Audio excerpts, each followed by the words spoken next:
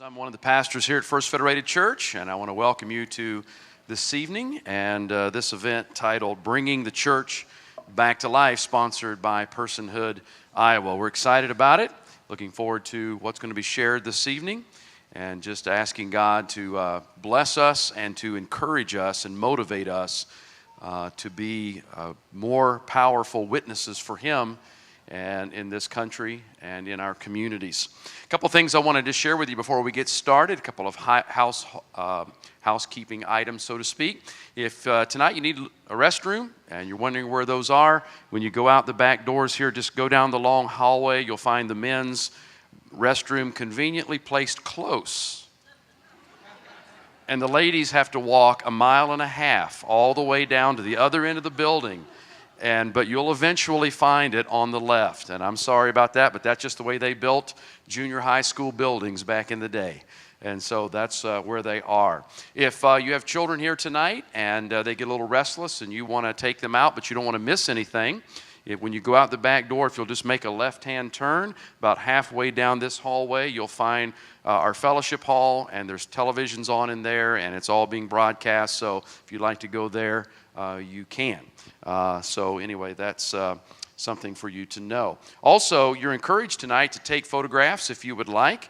And if you would like to post your pictures up on social media, you can do that with hashtag Personhood Iowa or hashtag Bringing the Church Back to Life.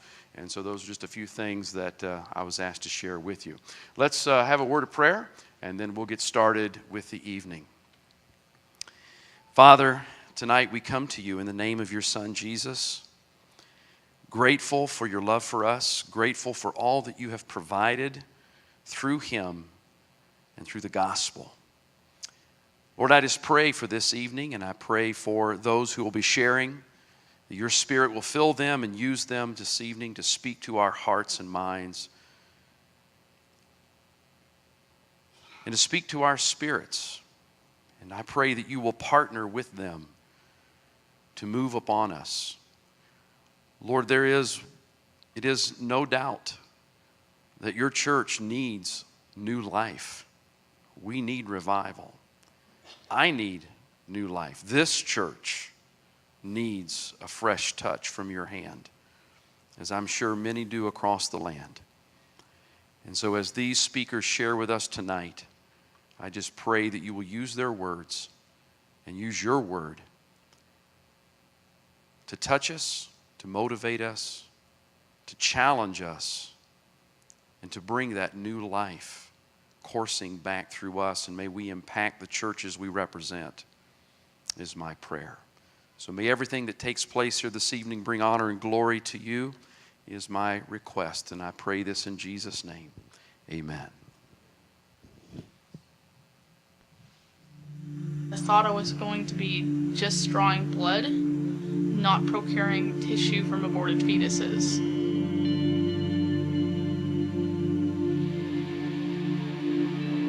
They partner with Planned Parenthood and they get part of the money.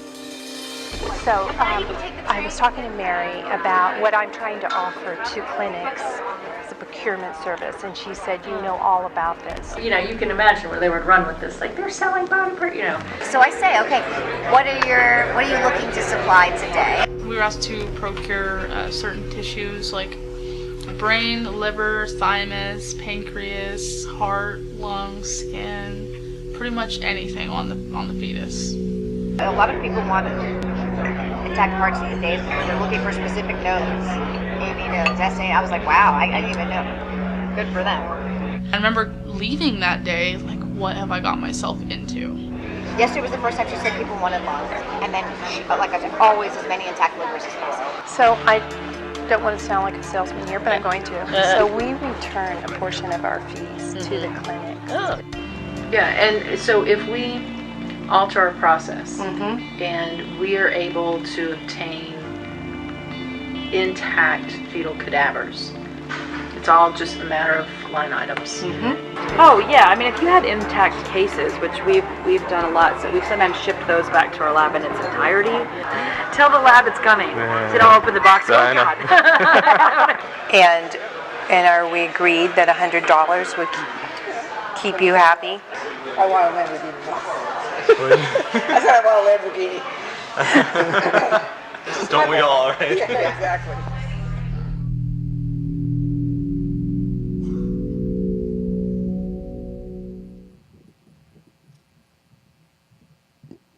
Not easy to watch, but I thought that would be the best way to begin our presentation tonight so everyone is under no misapprehension and no confusion about exactly the evil that we face.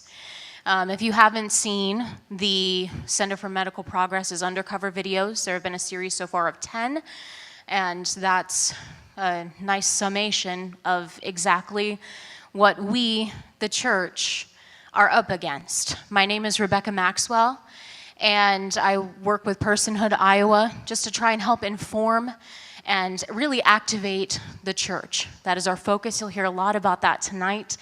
But we need to start with a little background, because I think these videos are so disturbing to people because Planned Parenthood has been a part of our neighborhoods and our communities longer than I've been alive, for over almost 100 years now. And people are shocked to discover what Planned Parenthood really does for a living. They've been very good at politicizing and with PR to make people think that what they provide is women's health care. But in actuality, what they provide is death on demand. It is a blood industry. And that's a controversial statement to make unless you actually look at what they do. And something that I'd like to impart tonight, and I'm going to do kind of a shortened version of this presentation so we can get to the main attractions tonight. But I'd like everyone to be well aware that this is not something that has just happened, that, maybe a few bad eggs hopped in somehow to Planned Parenthood's executive positions in 2015. This is something that has been going on from the beginning of its industry because it was the goal, the glory, really, of Planned Parenthood's founder, the most influential woman probably of the last century, and her name was Margaret Sanger. She grew up in a large family. She was born in 1879, and she lived in New York City. Her mother died very young. So that was her idea, was that a lot of the poorer women that she came into contact with were burdened by children, by too many children. And her solution became, well, we need to eliminate the children from that equation so that women can, realize their full potential because we're being burdened by children. Margaret Sanger believed in the worldview on the right.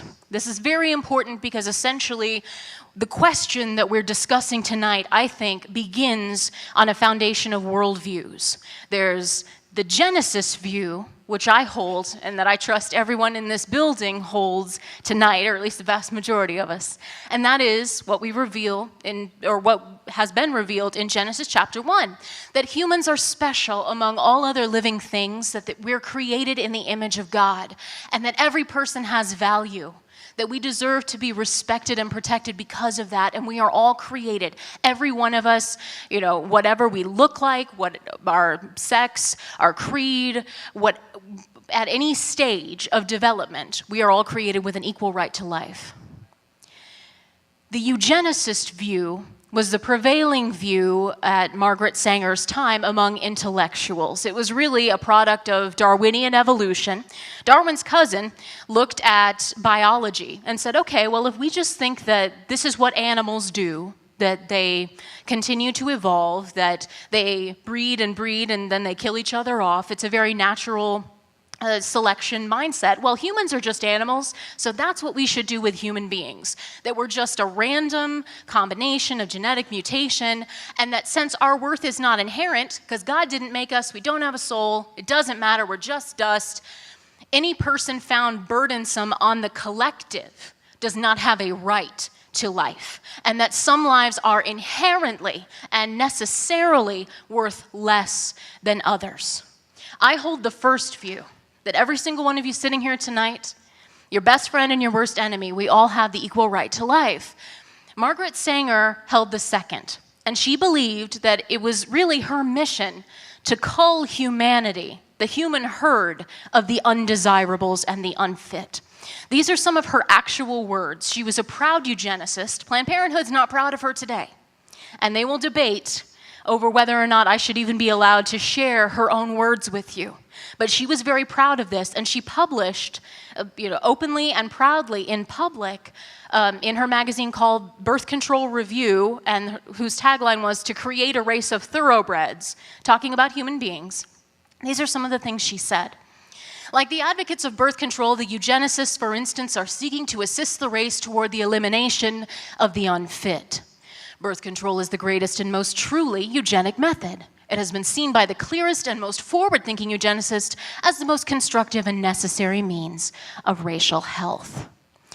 It shows us that we're paying for and submitting to an ever-increasing, unceasingly spawning class of human beings who should never have been born at all. That our wealth is being diverted from the progress of human civilization, and our eyes should be opened to the terrific cost to the community of this dead weight of human waste. This is the founder of Planned Parenthood that is in our communities, on our streets, that receives your money. This is where it all began. Going on, she fought to limit the fertility, sometimes forcibly and by law, the mentally and physically defective, possibly drastic and Spartan methods may be forced upon American society if it chooses to encourage the chance and chaotic breeding that results from our stupid sentimentalism.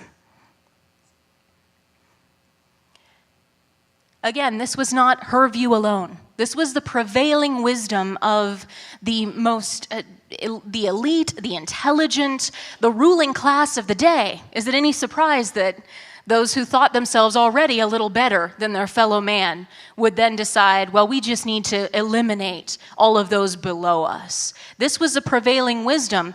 It also helped birth, and from that philosophy, some of the most heinous and violent acts of genocide that the world has ever seen. These same eugenicists that wrote for Sanger, that supported her, that helped her find her first headquarters, were the ones that inspired some of the ethnic cleansings that would later occur in the 30s in Nazi Germany.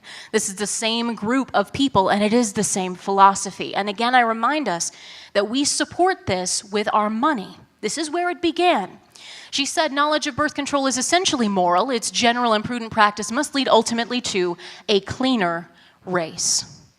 Again, she was very proud of this. She thought of human beings as mere animals, and that it was her job, or our job perhaps, to purify the humanity of the unfit mentally and physically. In George Grant's biography called Killer Angel, he wrote, as long as blacks and Hispanics demonstrate good quality gene pools, as long as they act white and think white, that's a quote, they are esteemed equally with Aryans. As long as they are, as Sanger said, the best of their race, they can be counted as valuable citizens by the same token individual whites who show dysgenic traits, it's a word she uses often, must also have their fertility, quote, curbed, right along with other inferiors and undesirables. This was no secret. She was not ashamed. She proclaimed this openly, that she thought white people were better than everybody else, and that everybody else basically needed to be bred out of humanity, out of existence. And she took it out on the most innocent and the smallest among us, the most vulnerable. In fact, her first clinic, which was called the American Birth Control League, was begun in Harlem in 1929, specifically for an experimental clinic for the benefit of the colored people. In 1939, she wrote a letter to Dr. Clarence Gamble of Procter & Gamble, and she was discussing her plans for the so-called Negro Project. And this is what she said. We should hire 3 or 4 black ministers, preferably with social service backgrounds and engaging personalities. The most successful approach to their population is through a religious appeal. We don't want the word to get out that we want to exterminate the Negro population. And the minister is the man who can straighten out that idea if it should occur to their more rebellious members. And this is the philosophy that she took to some of the most influential black ministers, leaders, professors of the day. And they believed that she was doing this for the benefit of their communities, many of whom were hit the hardest with poverty, illiteracy, out-of-wedlock births. She presented it as a benefit to the poor people, to the downtrodden. But in actuality, her goal was to breed a race of human thoroughbreds. She called the poor, minority, and immigrant populations, in her writing, human weeds, reckless breeders, spawning human beings who should never have been born. She also wasn't a big fan of charity. She liked to use the government as much as she could to get her way and to enforce her way. And she thought that organized charities, private charities of the church, and general benevolent societies really stood in her way. She thought, in fact, that it encouraged the low elements, the unfit elements of the population, the defectives, delinquents, and dependents, as she said. So what's the solution? It now remains for the U.S. government to set a sensible example to the world by offering a bonus or yearly pension to all obviously unfit parents who allow themselves to be sterilized by harmless and scientific means. In this way, the moron and the diseased would have no posterity to inherit their unhappy condition. The number of the feeble-minded would decrease and a heavy burden would be lifted from the shoulders of the fit. Because again, you don't have rights as an individual. You don't have a soul, and we weren't created in the image of God, so why not? She fought for actual birth control bureaus in which men and women will be taught the science of parenthood and breeding to breed out of the race the scourges of transmissible disease, mental defect, poverty, lawlessness, and crime, since these classes would be decreasing in number instead of breeding like weeds. And from this philosophy, Planned Parenthood's clinics were born. Now, one fascinating thing that you might not actually know about Margaret Sanger is that all of this ugliness that came straight from her heart, and I say straight from hell, in spite of all of that, she still had a bit of a pang of conscience when it came to abortion. Why? Well, in her words, while there are cases where the law recognizes an abortion as justifiable, I assert that the hundreds of thousands of abortions performed each year are a disgrace to civilization. In 1916, when she was speaking to a women's rally of the KKK, by the way, we explained what contraception was, that abortion was the wrong way. No matter how early it was performed, it was taking life. That contraception was the better way because life had not yet begun. Margaret Sanger wrote that in her biography. Because even she, who says some of the most heinous things I have ever had the displeasure of reading and knowing were true, like one of her more infamous quotes, the most merciful thing that a large family does to one of its infant members is to kill it. Even she had a pang of conscience when it came to abortion because she knew that it was life. Unfortunately, this is not just a history lesson.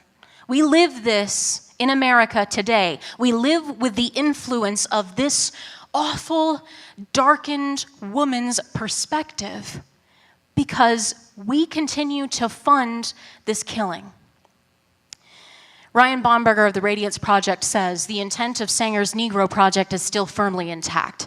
Between 70 and 80% of Planned Parenthood's facilities are located in low-income, high-minority communities. Nearly 40% of all African-American pregnancies end in induced abortion. There is more access to birth control than ever before, and the huge disparity in poverty rates between whites and blacks continues. Fatherlessness and poverty are rampant.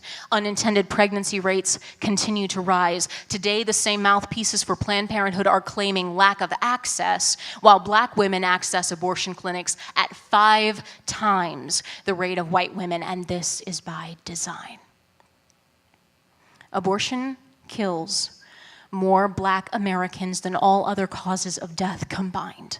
And in New York City, which is the original home of Planned Parenthood, more black babies are aborted than born alive. That's what Planned Parenthood was about from the beginning. And this is what we are here in a huge way to stop. I'm so glad that you're here tonight. I understand that this is a bit of a difficult pill to swallow right as you get in the door. We're going to have some encouragement along the way, but my goal tonight has been to wake you up and to let you know by pure information exactly what it is we're up against. This is the face of evil, and it is lying and deceiving our men and women. It is stealing the lives of our children, and it is by our consent. We believe at Personhood Iowa that motivating the church to stand up, to speak out and say no more, we will protect the most vulnerable among us. We will not allow our women, our children, and our young men to be exploited and told that it is okay when there's a problem, an unforeseen situation, in any situation, that it's okay to kill an innocent preborn child. Because they're people too. That's the mission of Personhood Iowa, is for us to recognize the dignity and the sacredness of every God-given life. Thank you.